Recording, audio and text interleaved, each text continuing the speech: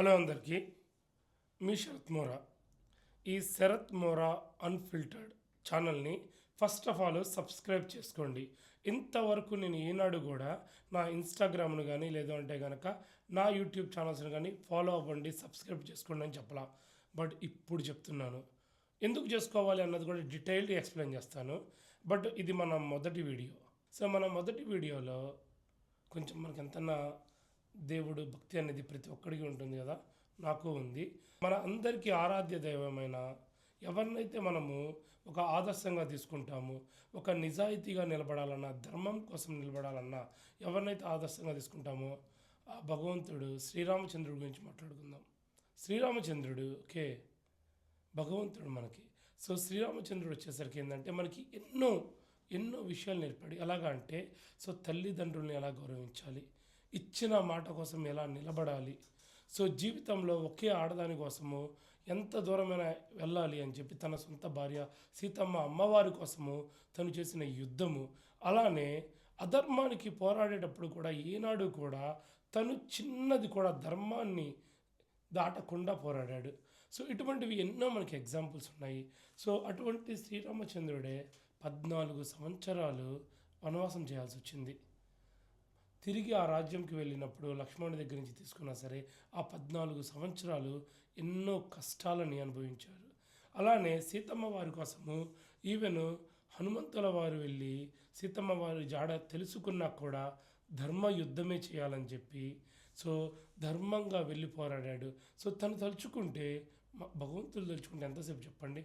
కానీ వానర సైన్యం కొన్ని 10 లక్షల వానర సైన్యంతో సముద్రాన్ని దాటడం కోసం కూడా షార్ట్ కట్స్ లేకుండా తను 5 రోజుల పాటు 10 లక్షల వానర సైన్యం కట్టిన బ్రిడ్జిని, ఓకేనా, రామసేతు బ్రిడ్జిని దాటి శ్రీలంక వెళ్ళి ధర్మ పోరాటం చేసి గెలిచారు.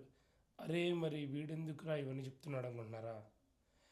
సో మనము ఎన్నో మాట్లాడదాం అనుకున్నప్పుడు ప్రతి దానికి భయపడకుండా మాట్లాడదామని ఫిక్స్ అయ్యాను.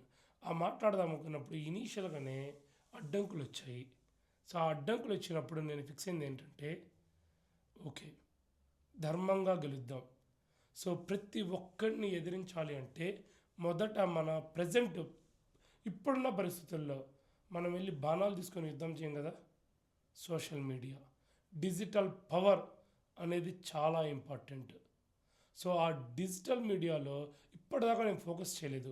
నా యొక్క ఆశ వేరు, ఆశయం వేరు. నాకు చిన్న సినిమాలు చేసుకోవాలి అన్నది నా డ్రీమ్. ఓకే, ఒక సాఫ్ట్వేర్ ఉద్యోగం చేసుకుంటూ ఒక బిలో మిడిల్ క్లాస్ నుంచి వచ్చిన వాడిని నేను. సో ఇప్పటికీ కూడా బిలో మిడిల్ క్లాస్ నుంచి మిడిల్ క్లాస్ స్టేజ్లో ఉన్నాను.